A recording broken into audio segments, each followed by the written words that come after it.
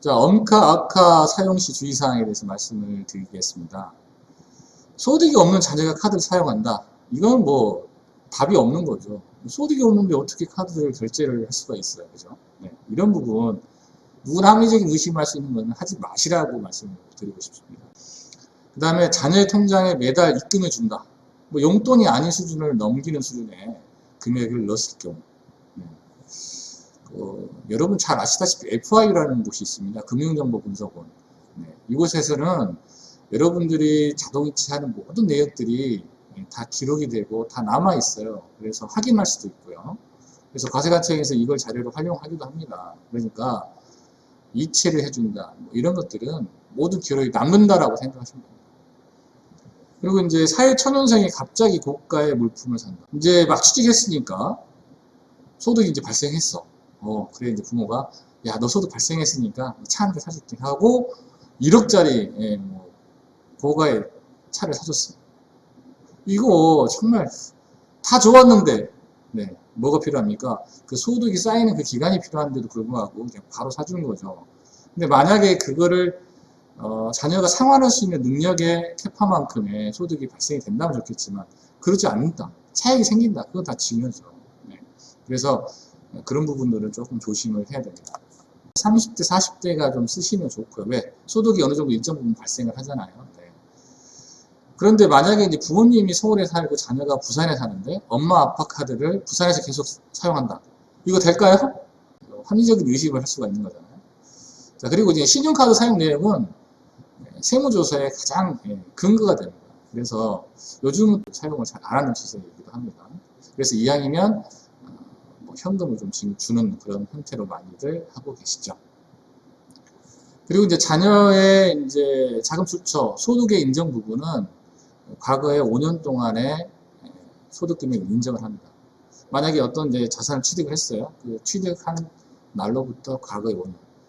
물론 세금도 제외하고요. 본인이 어느 정도 일정 부분 생활비는 제외를 합니다. 네, 그래서 그 부분만큼을 어느 정도 감안을 해서 자산을 취득하는 게 중요합니다. 자, 세 번째 사례를 보겠습니다. 자, 세 번째 사례는 이분이 식당을 운영하는 20대예요. 20대. 20대인데 부산 해운대 아파트를 30억에 구입을 했다는 겁니다. 자, 이게 말이 될까요? 네, 자기는 사업을 해서 그 소득으로 아파트를 샀다라고 증빙을 했겠죠. 자, 그러면 과세관청 입장에서는 이분의 소득을 어떻게 판단할까요?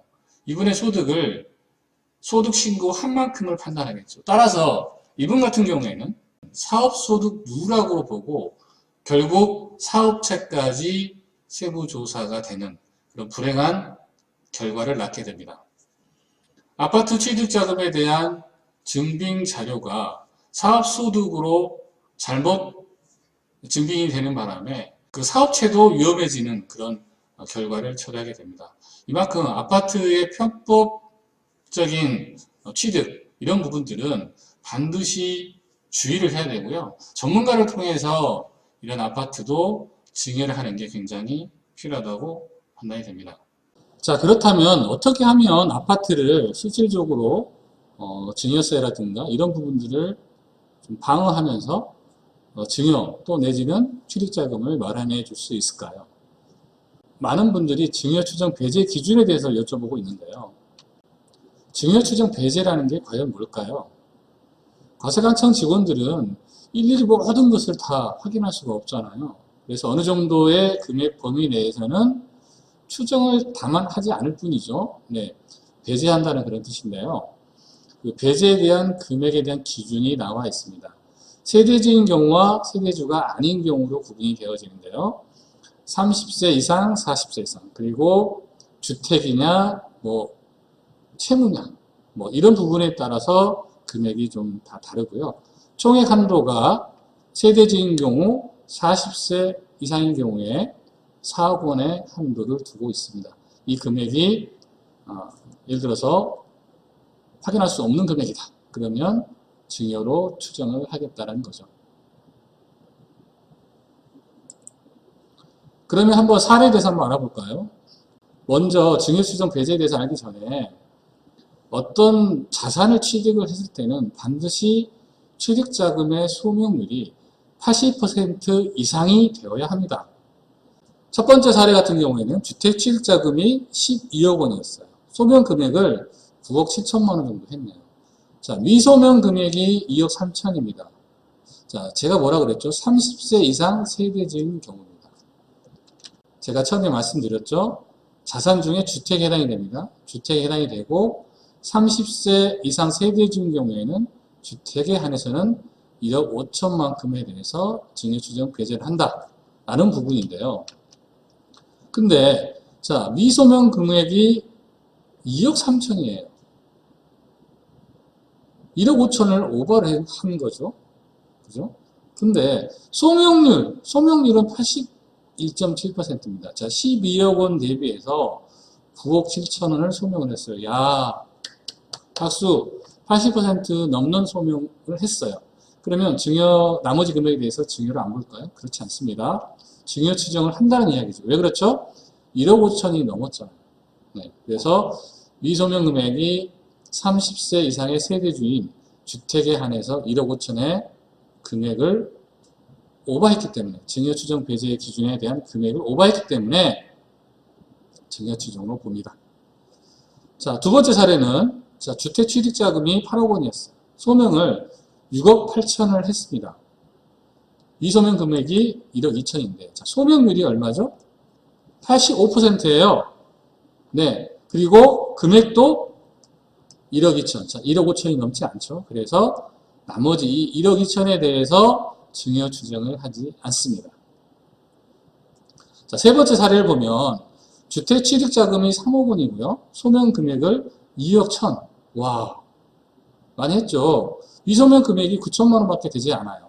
그런데 소명률, 즉 소명 금액이 1억 5천을 넘지 않았지만 소명률이 70%밖에 되지 않기 때문에 9천만 원에 대해서도 증여 추정을 한다는 겁니다.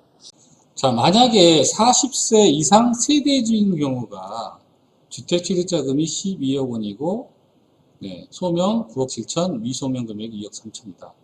자, 위에서는 30세가 그랬죠. 이때는 증여 추정 금액을 네, 2억 3천을 해야 됐습니다. 자, 40세 이상인 경우에는 제가 뭐라고 했죠? 네, 3억까지는 주택에 한해서 증여 추정을 배제한다고 말씀을 드렸죠.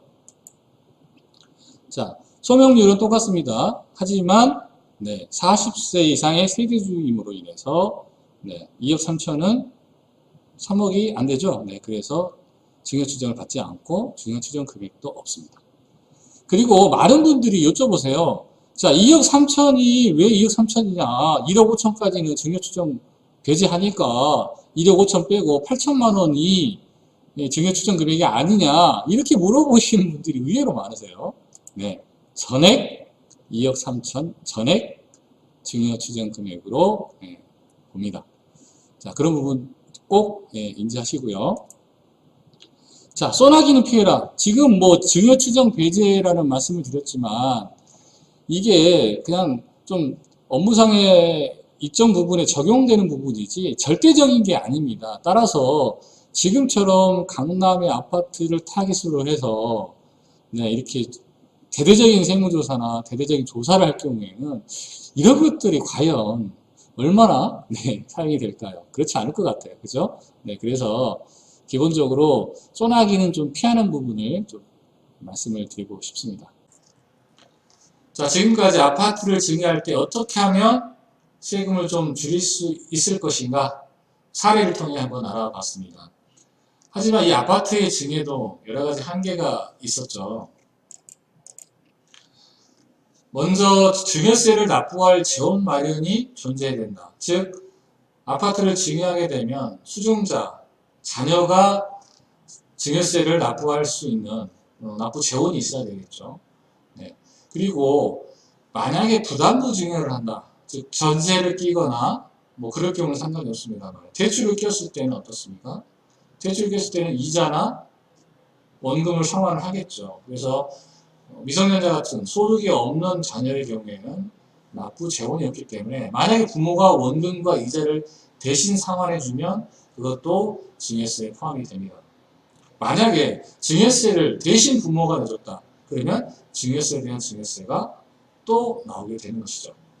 자, 그렇다면 어떤 대안들이 있을까요? 네, 첫 번째로는 아파트도 좋지만 수익형 부동산, 즉 상가를 증여하는 게 굉장히 좋죠. 왜냐하면 수익형 부동산은 말 그대로 임대료가 나오기 때문에 그 임대료를 가지고 자녀가 이자나 원금을 상환하면 되겠죠. 네. 그래서 수익형 부동산을 증여를 하게 되면 좀 더 빠르고 편안하게 갈 수 있고요. 그러나 이 수익형 부동산도 어떻게 증여할 것인가? 예를 들면 현금을 줘서 자녀가 그 현금을 받아서 증여세를 내고 나머지 돈으로 부동산 취득하는 게 유리한 건지, 아니면 뭐 똑같이 아파트처럼 뭐 대출과 뭐 전세 보증금, 뭐 이런 임대 보증금을 통해서 부담부 증여를 하는 게 또 유리합니다. 또 부담부 증여를 할 때 뭐 건물과 토지가 따로따로 구분되어 있을 수도 있잖아요. 그렇게 했을 때 어떤 게 유리한지, 이런 부분은 아주 천차만별입니다. 제가 다음 편에 그 부분을 꼭 다루도록 하겠습니다. 기대해 주시고요. 그리고 마지막으로 자녀가 미성년자이면 배당소득으로 좀 소득을, 정잣돈을 마련하기 위한 소득을 좀 마련해 주시는 게 굉장히 필요합니다. 이 부분은 제가 수차례 많이 다뤘죠. 가장 합법적인 방법은 자녀에게 소득을 만들어주는, 그 소득에 대한 소득세를 국세청에, 과세관청에 납부한 재원, 이 재원을 만들어주는 게 매우 중요합니다. 자, 지금까지 강의가 만족스러우시면 구독, 좋아요, 알람 꼭 부탁드리겠습니다. 감사합니다.